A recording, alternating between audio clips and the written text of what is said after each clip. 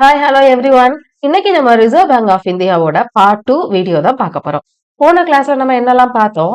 What is bank? பேங்க்னா என்ன? Bank எப்படி உருவாச்சு? நம்மளோட இந்தியன் பேங்க் எப்படி உருவாச்சு அப்படிங்கிற வரலாறு எல்லாமே பார்த்தோம். அதுக்கப்புறம் கமர்ஷியல் பேங்க்னா என்ன? கமர்ஷியல் பேங்கோட ரோல் என்ன? அவங்களோட ஃபங்க்ஷன் என்ன அப்படிங்கறத பத்தியும் டீட்டெயிலாவே பார்த்தோம். அதுக்கப்புறம் நான் பேங்கிங் ஃபினான்ஸ் இன்ஸ்டிடியூஷன்னா என்ன? அதோட எக்ஸாம்பிள் என்ன அப்படிங்கறத பத்தி நம்ம டீடைலா பார்த்தோம். அப்புறம் லாஸ்டா ரிசர்வ் பேங்க் ஆஃப் இந்தியா எப்படி வந்துச்சு அப்படிங்கறத பத்தி நம்ம டீடைலா பார்த்தோம். இந்த கிளாஸ்ல ரிசர்வ் பேங்க் ஆஃப் இந்தியாவோட ஃபங்க்ஷன்ஸ் என்ன அப்படிங்கறத பார்த்துட்டு, அந்த ஆர்பிஐ வேளாண்மைக்கு கடன் கொடுக்கறதுல அவங்களோட பங்கு என்ன அப்படிங்கறதையும் நம்ம இன்னைக்கு பார்க்கலாம். அப்புறம் ரீஜனல் ரூரல் பேங்க்னா என்ன? நபார்ட் பேங்க்னா என்ன? அப்படிங்கிறத பத்தி நம்ம டீட்டெயிலா பார்க்கலாம். அதே மாதிரி ஆர்பிஐ எப்படி வேளாண்மைக்கு உதவி செய்தோ, அதே மாதிரி இண்டஸ்ட்ரியல் செக்டார் வளரணும் அப்படிங்கிறதுக்காக ஒரு சில இன்ஸ்டிடியூஷன்லாம் வந்திருக்கும். அது என்ன அப்படிங்கிறத பத்தி நம்ம டீட்டெயிலா பார்ப்போம். அதுக்கப்புறம் இப்ப ரீசென்ட்டா பேங்கிங் செக்டார்ல என்னென்ன டெக்னாலஜி எல்லாம் புதுசு புதுசா வந்திருக்கு அப்படிங்கிறத பத்தியும் நம்ம டீட்டெயிலா இந்த கிளாஸ்ல பார்க்க போறோம். வாங்க நம்ம கிளாஸ்க்குள்ள போகலாம். Functions of RBI monetary authority. நம்ம கண்ட்ரியோட மணி சப்ளைய ஃபுல் அண்ட் ஃபுல் கண்ட்ரோல் பண்றது யாரு அப்படின்னா நம்மளோட RBI. Next issuer of currency. ஆர்பிஐக்கு மட்டும்தான் கரன்சியை பிரிண்ட் பண்ணி வெளியிடுறதுக்கான உரிமை இருக்கு. ஸோ அவங்களோட முக்கியமான ஃபங்க்ஷன் என்ன அப்படின்னா இஷ்யூவர் ஆஃப் கரன்சி, காகித பண வெளியீடு. அப்புறம் இஷ்யூவர் ஆஃப் பேங்கிங் லைசன்ஸ். இப்போ புதுசா ஒரு பேங்க் ஆரம்பிக்கணும் அப்படின்னு நினைச்சாங்க அப்படின்னா கட்டாயமா அவங்க ஆர்பிஐ கிட்ட இருந்து ஒரு லைசன்ஸ், பேங்கிங் லைசன்ஸ் மாதிரி வாங்கிட்டு தான் அந்த பேங்கை ஆரம்பிக்கணும். அப்ப ஆர்பிஐயோட இன்னொரு ஃபங்க்ஷன் என்ன? இந்த மாதிரி புதுசா யாராவது பேங்க் ஆரம்பிக்கணும்னு நினைச்சாங்கன்னா அவங்களுக்கு லைசன்ஸ் கொடுக்கறது. என்ன ஆக்ட் படி அப்படின்னா பேங்கிங் ரெகுலேஷன் ஆக்ட் செக்ஷன் 2022ல சாரி செக்ஷன் 22ல தான் இந்த மாதிரி சொல்லியிருப்பாங்க. ஒவ்வொரு பேங்க்கும் ஆர்பிஐ கிட்ட இந்த மாதிரி பெர்மிஷன் லைசன்ஸ் வாங்கிட்டு அதுக்கப்புறம் தான் பேங்க் அப்படிங்கறத ஸ்டார்ட் பண்ணும். பேங்கிங் ஆக்டிவிட்டிஸ் எல்லாமே அதை பேஸ் பண்ணி தான் ஸ்டார்ட் பண்ணணும் அப்படிங்கிற மாதிரி சொல்லியிருப்பாங்க. Next banker to the government. கவர்மெண்ட்டுக்கு ஏதாவது பணம் தேவைப்பட்டுச்சு அப்படின்னா அவங்க ஆர்பிஐ கிட்ட தான் போய் கேட்பாங்க. அதே மாதிரி பேங்க்குக்கு ஏதாவது ஒரு மணி தேவைப்பட்டுச்சு அப்படின்னாலும் அவங்களும் ஆர்பிஐ கிட்ட தான் போய் கேட்பாங்க. அதனாலதான் என்ன சொல்றாங்க? Banker to the government, bankers bank அப்படின்னு சொல்றாங்க. வங்கிகளின் வங்கி. அப்புறம் act as a clearing house. Clearing house அப்படிங்கறது பையருக்கும் செல்லருக்கும் இடையில டிரான்சாக்சன் ஸ்மூத்தா நடக்கிறதுக்கு இந்த கிளியரிங் ஹவுஸ் அப்படிங்கிறது ரொம்பவே ஹெல்ப்ஃபுல்லா இருக்கும். ஆர்பிஐ ஒரு 14 கிளியரிங் ஹவுஸ் வச்சு அது மூலமா இந்த மாதிரி டிரான்சாக்சன் ஸ்மூத்தா நடக்கிறதுக்கு ஹெல்ப் பண்றாங்க. Next custodian of foreign exchange reserves. அதாவது வர்த்தகம் மூலமா இம்போர்ட் எக்ஸ்போர்ட் பண்றது மூலமா நமக்கு டிரான்சாக்சன் அப்படிங்கிறது கட்டாயமா நடக்கும். அந்த டிரான்சாக்சனை முழுக்க முழுக்க யாரோட கண்ட்ரோல்ல நடக்குது அப்படின்னா ஆர்பிஐயோட கண்ட்ரோல்ல தான் நடக்குது. அதனால என்ன இது என்ன act? Foreign exchange management act. அதாவது இந்த மாதிரி நம்ம எக்ஸ்சேஞ்ச் பண்றோம்ல அதை கம்ப்ளீட்டா இந்த டிரான்சாக்சன் எல்லாத்தையும் மேனேஜ் பண்றதோட பொறுப்பு யார்கிட்ட தான் இருக்கு? ஆர்பிஐ கிட்ட தான் இருக்கு. Regulator of economy. நம்ம பொருளாதாரத்தை ஒழுங்குபடுத்தி கொண்டு போறதுக்கு மிகப்பெரிய காரணமாக இருக்கக்கூடியது யாரு அப்படின்னா ஆர்பிஐ தான். Managing government securities. அரசு கடன் பத்திரங்களை நிர்வகிக்கின்றது. கடன் பத்திரம் அப்படிங்கிறது நம்ம எக்ஸாம்பிள் என்ன சொல்லலாம்? Bond, bill, T bond, treasury bond, treasury bill அப்படின்லாம் சொல்லுவோம்ல, அதுதான் வந்து கடன் பத்திரங்கள் அப்படிங்கிறது. இப்போ ஃபார் எக்ஸாம்பிள் கவர்மெண்ட்டுக்கு ஏதாவது ஒரு பணம் தேவைப்பட்டுச்சு அப்படின்னா ஆர்பிஐ போய் அப்ரோச் பண்ணுவாங்க. ஆர்பிஐ இந்த மாதிரி பாண்ட் வந்து இஷ்யூ பண்ணுவாங்க. பப்ளிக் யாராவது அந்த பாண்டை வாங்கிட்டு அந்த அமௌண்ட்டை திருப்பி நம்ம செட்டில் பண்ணும் கவர்மெண்ட்டுக்கு. கவர்மெண்ட் அதுதான் வந்து ஒரு கடன் பத்திரமா கண்டிப்பா இந்த அமௌண்ட்டை இந்த டேட்டுக்குள்ள நான் வந்து திருப்பி கொடுத்துருவேன் அப்படிங்கிற மாதிரி ஒரு கடன் பத்திரம் கொடுப்பாங்க. ஸோ இந்த மாதிரி பப்ளிக் கவர்மெண்ட் கொடுப்பாங்க. அதுக்கு அவங்களுக்கு மாசம் மாசம் இன்ட்ரெஸ்ட் அப்படிங்கிறது வந்துட்டே தான் இருக்கும். அன்டில் எது வரைக்கும் கவர்மெண்ட் வந்து அந்த அமௌண்ட்டை திருப்பி பே பண்ற வரைக்கும். இததான் வந்து அதை ஃபுல்லா மேனேஜ் பண்றது யாரு? மேனேஜிங் கவர்மெண்ட் செக்யூரிட்டிஸ் யாரு? ஆர்பிஐ தான். அப்புறம் டெவலப்மெண்டல் ரோல். டெவலப்மெண்ட் ரோல் அப்படிங்கிறது ஆர்பிஐ தான் ஒரு குவாலிட்டியான பேங்க உருவாக்குறது அப்படிங்கிறது ஆர்பிஐயோட முக்கியமான ரோல். அதே மாதிரி அது மூலமா ஒரு குவாலிட்டியான பேங்க உருவாக்குறது மூலமா நிறைய கஸ்டமர்ஸ் வந்து என்ன பண்ணுவாங்க? லோன் அப்படிங்கிறது வாங்குவாங்க. அது மூலமா அவங்களோட டெவலப்மெண்ட் அப்படிங்கிறது இருக்கும். ஸோ இப்படி ஒரு டெவலப்மெண்ட் அப்படிங்கிறது நம்ம கண்ட்ரியோட டெவலப்மெண்ட்டாவே இருக்கும். ஸோ இதுக்கு ஆர்பிஐ வந்து மிகப்பெரிய ரோல் பிளே பண்ணுது. அப்புறம் publisher of monetary data and other data. நிறைய ஸ்ட்ராட்டஜிக்ஸ் புள்ளி விவரங்கள் எல்லாத்தையும் ஆர்பிஐ கலெக்ட் பண்றது மூலமா நிறைய டேட்டாஸ் அவங்க வெளியிடுறாங்க. லைக் மானிட்டரி டேட்டா அப்படின்னு நிறைய டேட்டாவை அவங்க வெளியிடுறாங்க. அப்புறம் regulator and supervisor of payment and settlement system. அப்படின்னா, இப்ப நம்ம ஆன்லைன்ல டிரான்சாக்ஷன் பண்றோம்ல. நெஃப்ட், ஆர்டிஜிஎஸ் எல்லாமே. இந்த மாதிரி நம்ம பண்றத எல்லாத்தையுமே யார் வந்து ரெகுலேட் பண்ணி சூப்பர்வைஸ் பண்றாங்க அப்படின்னா, ஆர்பிஐ தான். என்ன ஆக்ட் மூலமா அப்படின்னா, payment and settlement act of 2007 அப்படிங்கிற ஆக்ட் மூலமா, இது ஃபுல் அண்ட் ஃபுல் இந்த பொறுப்பை யாருக்கு ஒப்படைக்கிறாங்க அப்படின்னா, ஆர்பிஐக்கு ஒப்படைக்கிறாங்க. Next exchange manager and controller. Exchange manager and controller அப்படிங்கிறது, நம்ம இந்த மாதிரி ஃபாரின் கண்ட்ரீஸ் கூட இம்போர்ட், எக்ஸ்போர்ட் மூலமா பண்றோம்ல டிரான்சாக்ஷன் அது எல்லாத்தையுமே மேனேஜ் பண்ணி கண்ட்ரோல் பண்றது யாரு? ஆர்பிஐ. இன்டர்நேஷனல் மானிட்டரி ஃபண்ட்ல நம்ம இந்தியாவும் ஒரு மெம்பரா இருக்காங்க. இந்தியா சார்பா யார ரெப்ரசன்ட் பண்றாங்க அப்படின்னா, ஆர்பிஐ தான் ரெப்ரசன்ட் பண்றாங்க. அடுத்து banking codes and standard board of India. RBI தான் இந்த போர்ட 2006ல கொண்டு வராங்க.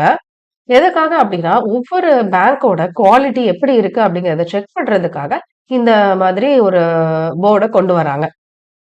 ஏன்னா, அவங்களோட குவாலிட்டி ஒவ்வொரு பேங்க்கும் நல்ல குவாலிட்டியா இருந்தா தான் கஸ்டமர்ஸ்க்கு வந்து எந்த விதமான பிரச்சனையும் இல்லாம இருக்கும் அப்படிங்கிறதுக்காக இப்படி ஒரு போர்டு ஆரம்பிச்சு ஒவ்வொரு பேங்கோட குவாலிட்டியையும், ஸ்டாண்டர்டும் என்ன அப்படிங்கிறத செக் பண்ணிட்டே வராங்க ஆர்பிஐ. லாஸ்ட் ஃபங்ஷன் ரொம்பவே முக்கியமான ஃபங்ஷனும் கூட. என்ன அப்படின்னா, ஆர்பிஐ வங்கி குறை தீர்ப்பாணையம் அப்படிங்கிறத 1995ல இன்ட்ரோடியூஸ் பண்றாங்க. எதுக்காக அப்படின்னா, இப்ப நம்ம பேங்கிங் டிரான்சாக்ஷன்லயோ, இல்ல பேமெண்ட்லயோ ஏதோ டிலே ஆச்சு அப்படின்னா, நம்ம அந்த பேங்க் மேனேஜர போய் பார்த்து என்னன்னு கேட்கணும். பட் அவங்க ஒழுங்கா ரெஸ்பாண்ட் பண்ணல அப்படிங்கிற சிச்சுவேஷன்ல நம்ம என்ன பண்ணலாம் அப்படின்னா, ஆர்பிஐல ஒரு சிஎம்எஸ் போர்ட்டல் அப்படின்னு ஒண்ணு இருக்கும். அதுல போயிட்டு ஃபைல் எ கம்ப்ளைண்ட் அப்படிங்கிற மாதிரி இருக்கும். அதுல போயிட்டு அந்த ஃபார்ம வந்து நம்ம ஃபில் பண்ணணும். லைக் என்ன மாதிரி கம்ப்ளைண்ட், யாரு எந்த பேங்கா, எந்த பேங்க் பிரான்ச்சு, நேமு இந்த மாதிரி எல்லா டீட்டெயில்ஸும் அதுல குடுக்கணும். பிளஸ் நம்மளோட நேமு, அட்ரஸ் எல்லாமே குடுத்தோம் அப்டின்னா, டைரக்ட்டா அத ஆர்பிஐ வந்து என்ன பண்ணுவாங்க, அந்த கம்ப்ளைண்ட்ட எடுத்துக்கிட்டு கஸ்டமருக்கான அந்த பிரச்சனைய சால்வ் பண்ணி குடுப்பாங்க. அதுக்காக தான் இந்த அ வங்கி குறை தீர்ப்பாணையம் அப்படிங்கிற ஒண்ண ஆர்பிஐ 1995ல இன்ட்ரோடியூஸ் பண்ணியிருக்காங்க. ஓகே.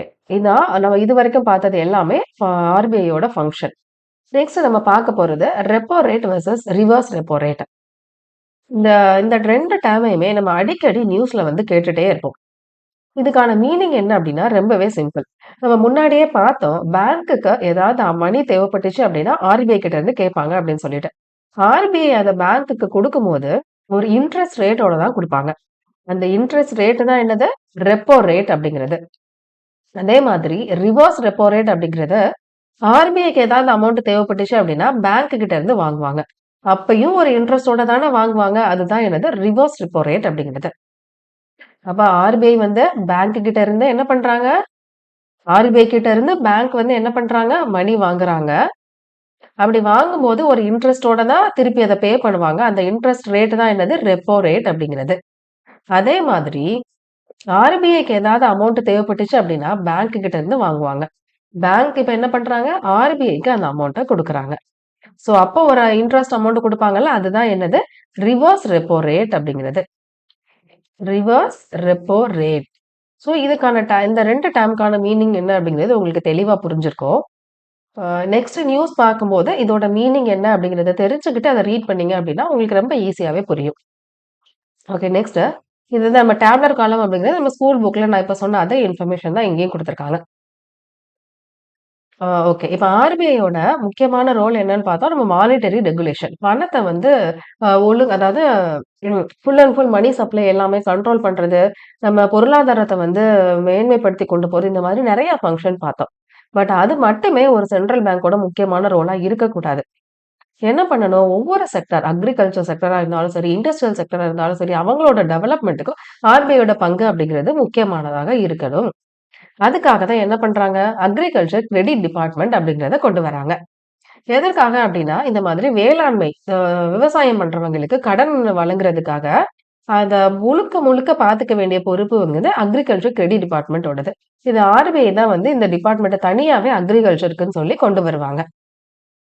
சோ, இவங்க என்ன பண்றாங்க, இந்த மாதிரி கூட்டுறவு வங்கிகள் அதெல்லாம் இருக்குல்ல, அதுக்கப்புறம் லேண்ட் டெவலப்மெண்ட் பேங்க், நில மேம்பாட்டு வங்கிகள் அப்படின்னு 2 இருக்கு. இது 2 மூலமா விவசாயிங்களுக்கு ஷார்ட் டெர்ம் லோனு, அதுக்கப்புறம் மீடியம் டெர்ம், லாங் டெர்ம் அப்படின்னு சொல்லிட்டு அவங்களுக்கு தேவையான கடன வழங்குறாங்க.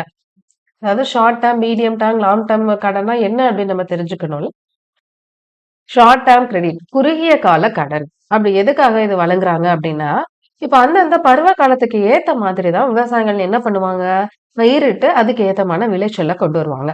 அதுல அவங்களுக்கு ஏதாவது கடன் தேவைப்பட்டுச்சு அப்படின்னா, அவங்க என்ன பண்ணலாம், இந்த மாதிரி கூட்டுறவு சங்கங்கள போய் அப்ரோச் பண்ணி, அவங்களுக்கு தேவையான கடன்கள வாங்கிக்கலாம். இதுக்கான மெச்சூரிட்டி டேட் அப்படிங்கிறது என்ன அப்படின்னா 15 மாசத்துக்கு. அதனால தான் ஷார்ட் டேர்ம் அப்படின்னு சொல்றாங்க. மீடியம் டேர்ம் அப்படிங்கிறது 15 மாசத்துல இருந்து 5 வருஷத்து வரைக்கும். இது எதுக்காக அப்படின்னா, இப்ப நம்மளோட லேண்ட் வந்து யார்கிட்டயாவது அடமானம் வச்சிருந்தோம், அத மீட்கணும் அப்படின்னு நெனைச்சோம் அப்படின்னா, இந்த மாதிரி நம்ம லோன் வாங்கிக்கலாம். வாங்கிக்கிட்டு அது மூலமா அந்த நிலத்த மீட்டுக்கலாம். அப்படி இல்லையா, இது நம்ம விவசாயம் பண்றதுக்கு புதுசா ஏதோ டிராக்டர் வாங்க வாங்க போறோம். அதாவது எதுக்காக? உழுறதுக்கு அந்த மாரி இப்ப நெறைய மிஷின் எல்லாம் புதுசு புதுசா வந்துருச்சுல்ல. அதுக்காக தேவைப்பட்டுச்சு அப்படின்னாலும் நம்ம இந்த மாதிரி மீடியம் டேர்ம் லோன் அப்படிங்கிறத நம்ம வாங்கலாம். 15 மாசத்துல இருந்து 5 வருஷத்துக்குள்ள நம்ம அந்த அமௌண்ட்ட என்ன பண்ணணும்? ரீபே பண்ணிறணும். நெக்ஸ்ட் இது வந்து என்னது? அ லாங் டெர்ம் லோன். இது எதுக்காக அப்டின்னா, இப்போ நம்ம லேண்டே இருக்கு. ஏதோ ஒரு காரணமா, என்ன காரணமா இருக்கலாம்? ஏதாவது புயலோ, இல்லன்னா வேற ஏதோ ரீசனுக்காக நம்மளோட லேண்ட் அப்டிங்கிறது மொத்தமா கொலாப்ஸ் ஆயிருச்சு. ஸோ இத அகைன் நம்ம ரீகெயின் பண்ணி, அந்த லேண்ட என்ன பண்ணணும்?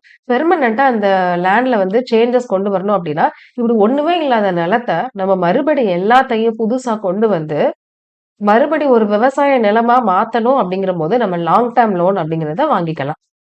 அதே மாதிரி வேற ஏதாவது பழைய கடன்ல இருந்து நம்ம மீண்டு வரணும். அது மூலமா அதுக்காக என்ன பண்ணலாம்? நம்ம இந்த மாதிரி கடன் அப்படிங்கிறத வாங்கி, அத நம்ம செட்டில் பண்ணிர்லாம். மறுபடியும் அகைன் என்ன பண்ணணும்? நம்ம கட்டாயமா அத ரீபே பண்ணணும். ஸோ அதுக்கு ஏத்த மாதிரி தான் நம்ம பார்த்துட்டு வாங்கணும். ஸோ இப்ப இந்த 3மே உங்களுக்கு புரிஞ்சிருக்கும். ஷார்ட் டெர்ம் டெப்த் எதுக்காக? லாங் டெர்ம் எதுக்காக? மீடியம் டெர்ம் எதுக்காக? அப்படிங்கிறது உங்களுக்கு தெளிவா புரிஞ்சிருக்கும். அடுத்து ஏஆர்டிசி. ஏஆர்டிசி அப்படிங்கிறது ஜூலை 1, 1963 தான் கொண்டு வராங்க. எதுக்காக அப்படின்னா, medium and long term agriculture கிரெடிட்ட வந்து குடுக்குறதுக்கான பொறுப்ப வந்து அ யார்கிட்ட ஒப்படைக்கிறாங்க? ஏஆர்டிசி கிட்ட. 3 கிரெடிட் பார்த்தோம்ல. ஷார்ட், மீடியம், லாங்ன்னு சொல்ட்டு. ஸோ இவங்க தான் இப்ப என்ன பண்றாங்க? Agriculture refinance corporation. இவங்க தான் என்ன பண்றாங்க இப்போ? Long term and medium term agriculture கிரெடிட்ட ஃபுல் அண்ட் ஃபுல் பார்த்துக்கிறாங்க. இந்த 1975ல இதோட நேம என்னவா மாத்துறாங்க அப்படின்னா, agriculture refinance and development corporation அப்படின்னு மாத்துறாங்க. எதுக்காக? ஃபுல் அண்ட் ஃபுல் அக்ரிகல்ச்சரோட டெவலப்மென்ட்டையும் அவங்க பாத்துக்கிறதுனால இந்த மாதிரி நேம மாத்திடுறாங்க. Okay. Next regional rural bank. இது எந்த சிச்சுவேஷன்ல வந்திருக்கும் அப்படின்னா, எல்லாத்துக்கும் நல்லாவே தெரியும். இந்த 20 பாயிண்ட் புரோகிராம் அப்படிங்கிறத எமர்ஜென்சி டைம்ல நம்ம இந்திரா காந்தி அம்மையார் கொண்டு வந்திருப்பாங்க. அப்படி கொண்டு வரும்போது, அதுல ஒரு முக்கியமான ஒரு பாயிண்டா என்ன சொல்லியிருப்பாங்க அப்படின்னா, அங்க இருக்கக்கூடிய ஃபார்மர்ஸ் விவசாயிகளும் சரி, கைவினை கலைஞர்கள் இவங்களோட கடன் சூழல்ல இருந்து அவங்கள விடுபட்டு வெளிய கொண்டு வரணும் அப்படிங்கிறது ஒரு முக்கியமான பாயிண்டா நம்ம இந்திரா காந்தி அம்மையார் சொல்லியிருப்பாங்க. சோ அதுக்காக கொண்டு வரப்பட்டது தான் என்னது? இந்த ரீஜியனல் ரூரல் பேங்க் அப்படிங்கிறது 1975ல இந்த சிச்சுவேஷன்ல தான் யாரு கொண்டு வந்திருப்பாங்க? நம்ம இந்திரா காந்தி அம்மையார். எதுக்காக கொண்டு வந்திருக்காங்க? இந்த மாதிரி விவசாயிகளும், கைவினை கலைஞர்களும் வந்து இந்த கடன் சூழல்ல மாட்டிட்டு தவிக்கிறாங்க. அதுல இருந்து அவங்க விடுவிப்புக்கிறதுக்காக தான் இந்த மாதிரி வட்டார ஊரக வங்கிகள் அப்படிங்கிறத கொண்டு வராங்க. எந்த இயர்? 1975ல. ஆர்ஆர்பி ரீஜனல் ரூரல் பேங்க் வந்து வரும்போது அவங்களோட ஷேர் கேபிட்டல் என்னவா இருந்துச்சு அப்படின்னா, central government 50%, state government concern வந்து 15%, அதுக்கப்புறம் கமர்ஷியல் பேங்கோட ஸ்பான்சர்ஷிப் வந்து 35%.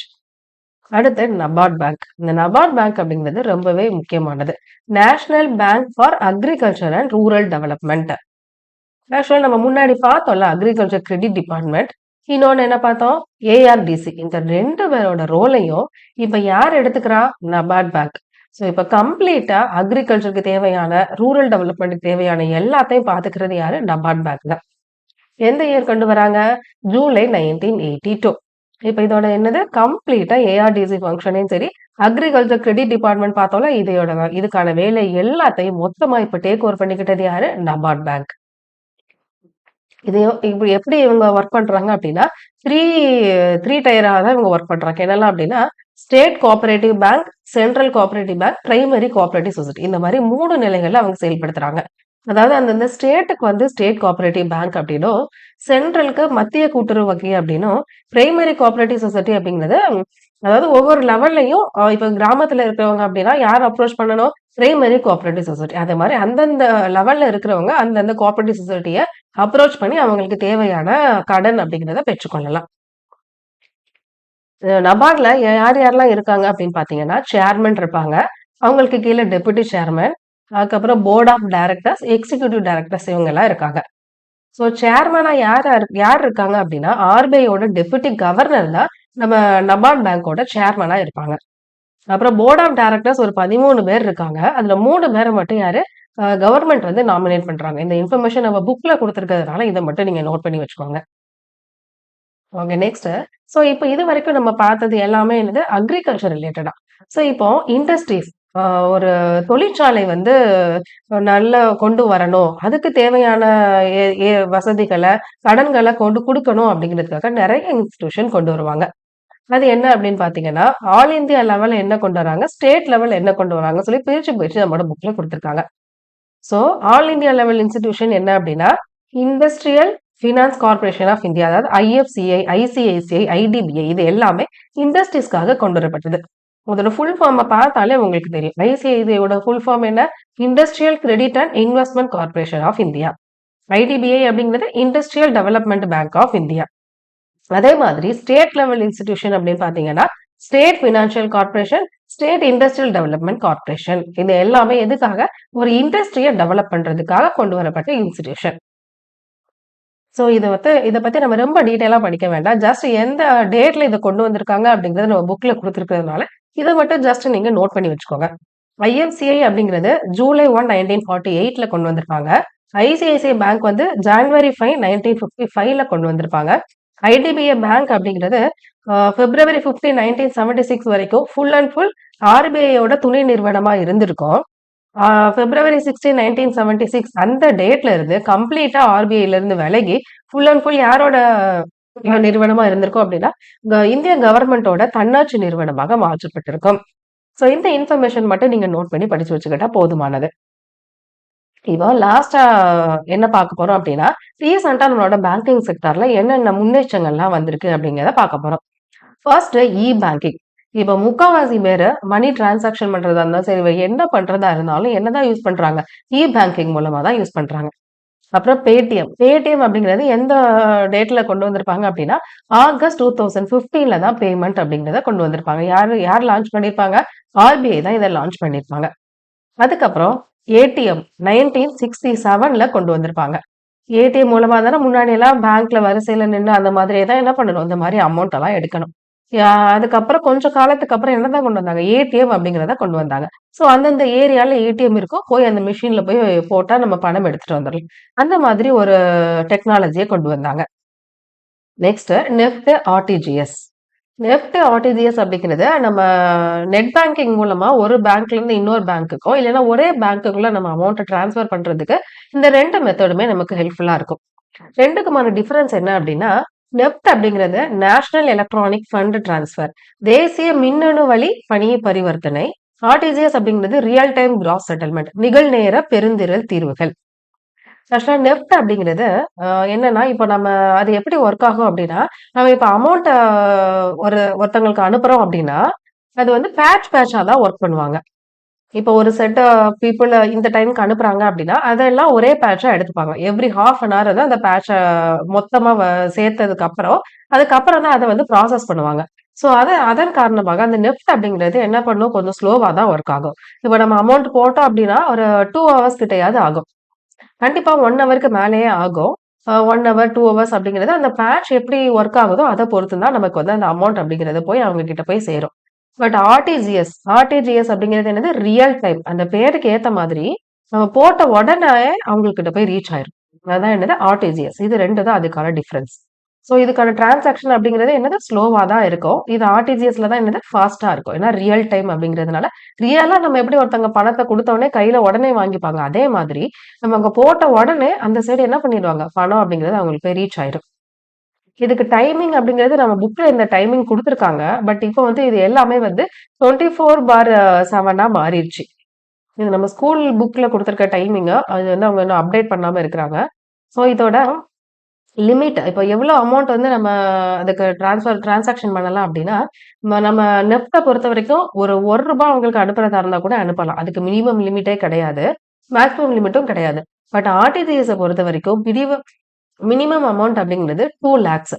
அட்லீஸ்ட் 2,00,000 ஸ்டார்ட்டிங் அமௌண்ட்டே என்னது 2,00,000 தான் இருக்கணும். அதாவது பெரிய பெரிய இண்டஸ்ட்ரீஸ் தொழிலதிபர்கள்லாம் வந்து இந்த மாதிரி அமௌண்ட் ட்ரான்ஸ்ஃபர் பண்ணணும் அப்படின்னா, ஆர்டிஜிஎஸ் அப்படிங்கிறத யூஸ் பண்ணிக்கலாம். ஸோ எப்படி நம்ம அமௌண்ட் ட்ரான்ஸ்ஃபர் பண்ண போறோம்? எப்படி ரீச் ஆக போகுது? அப்படிங்கிறத பொறுத்து நம்ம எது வேணும் அப்படிங்கிறத சூஸ் பண்ணிக்கலாம். இது போக ஐஎம்பிஎஸ் அப்படிங்கிற ஒண்ணு இருக்கு. ஐஎம்பிஎஸ்க்கும் இந்த மாதிரி இது 2மே வந்து நம்ம ஆன்லைன்லயும் பண்ணிக்கலாம், ஆஃப்லைன்லயும் பண்ணிக்கலாம். பட் ஐஎம்பிஎஸ் அப்படிங்கிறது 24/7 அவைலபிள். அது வந்து நம்ம ஆன்லைன்ல மட்டும் தான் பண்ண முடியும். ஆஃப்லைன்ல பண்ண முடியாது. அதுவும் வந்து உடனே ரீச் ஆயிரும். அதுக்கும் டைமிங் 24/7 தான். பட் அதுக்கான மினிமம் அமௌண்ட், மேக்ஸிமம் அமௌண்ட் அப்படிங்கிறது ஐஎம்பிஎஸ பொறுத்தவரைக்கும் மேக்ஸிமம் லிமிட் அப்படிங்கிறது 2,00,000. அதுக்கு மேல நம்ம வந்து அந்த அமௌண்ட்ட சென்ட் பண்ண முடியாது. ஐஎம்பிஎஸ பத்தி நம்மளோட ஸ்கூல் புக்ல குடுத்துருக்க மாட்டாங்க. உங்களுக்கு தெரிஞ்சுக்கணும் அப்படிங்கிறதுக்காக தான் நான் சொன்னேன். நெஃப்ட், ஆர்டிஜிஎஸ் மட்டும் தான் நம்மளோட ஸ்கூல் புக்ல குடுத்துருப்பாங்க. நெக்ஸ்ட் வேற என்னலாம் கொண்டு வந்திருப்பாங்க அப்படின்னு பார்த்தீங்கன்னா, டெபிட் கார்டு, கிரெடிட் கார்டு இந்த மாதிரி நெறைய டெக்னாலஜி நம்மளோட பேங்கிங் செக்டார்ல இப்ப வந்துருச்சு. ஸோ இது மூலமா இப்ப பணப்புழக்கம் அப்படிங்கிறது ரொம்பவே சுலபமாயிருச்சு. ஸோ பேங்கிங் செக்டார் அப்படிங்கிறது கட்டாயமா எல்லாரும் தெரிஞ்சுக்க வேண்டிய ஒரு டாபிக். இது நம்ம எக்ஸாமையும் தாண்டி நெறைய விஷயங்கள் நம்ம இத பத்தி தெரிஞ்சுக்கணும்.